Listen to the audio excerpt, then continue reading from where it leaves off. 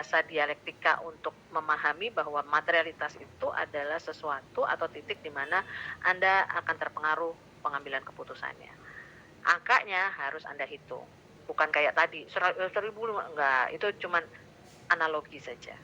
Tapi perhitungannya ada rumusnya.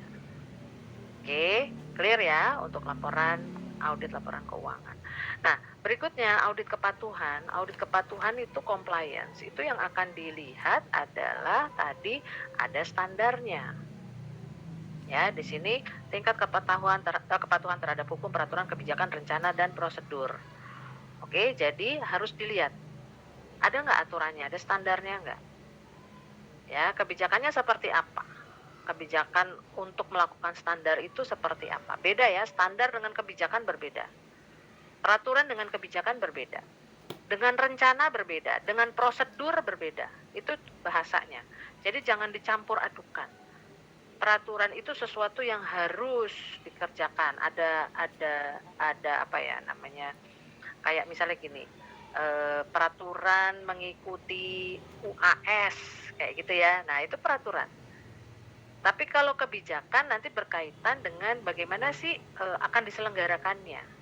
Misalnya, untuk anak malam diselenggarakannya 2 jam mulai dari jam sekian dengan perpanjangan waktu setengah jam. Atau dengan perpanjangan waktu 1 jam kalau di kelas saya. Karena mempertimbangkan anak-anak yang kena bekerja di shift malam. Itu selesai jam 9. Jadi kita mundur sampai 1 jam. Kita berikan kesempatan buat mereka yang kena shift malam untuk bisa mengikuti UAS tanpa ada pergantian atau ujian susulan. Ya, itu kebijakan. Nah, rencananya itu adalah tanggal-tanggalnya. Prosedurnya itu nanti masuk ke dalam ketentuan pengerjaan ujian. Paham ya? Jadi audit kepatuhan kalau di perusahaan itu seperti kayak audit ISO. Hampir sama seperti audit ISO tadi ya.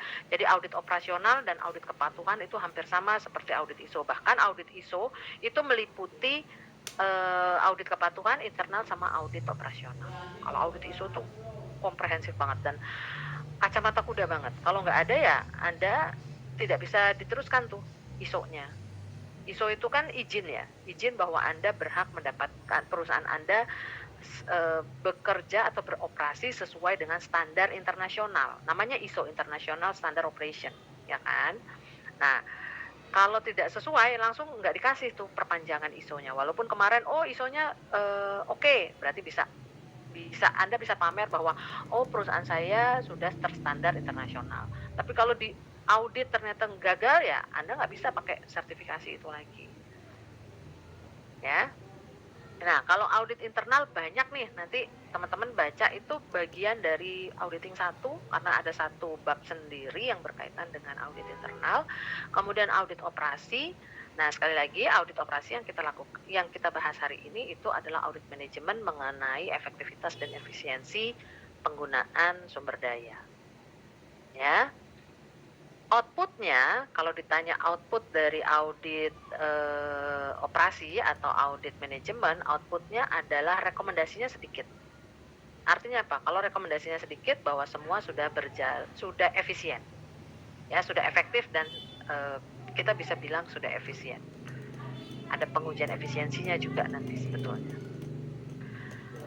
Lingkup auditnya, nah ini lingkup sekali lagi. Pada waktu mengaudit harus sesuai dengan lingkup dan tujuannya. Kalau lingkup ya tadi berupa kegiatan ya atau program yang mau diaudit. Jadi besok harus clear dulu. Ini yang mau diaudit yang mana? Programnya doang atau seluruh kegiatan? Atau sekaligus dengan standar sampai dengan output. Bedakan output dengan outcome ya.